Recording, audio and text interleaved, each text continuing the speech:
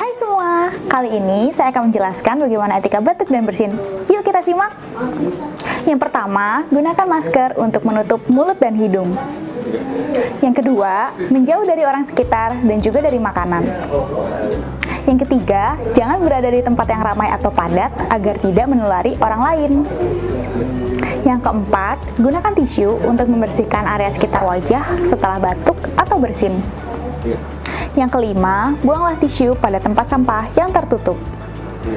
Yang keenam, jangan menyentuh wajah ataupun mata. Yang ketujuh, sering-sering cuci tangan dengan sabun dan air mengalir. Nah, sekarang udah tahu kan etika untuk bersin dan batuk yang benar? Yuk kita saling menjaga agar terhindar dari virus corona.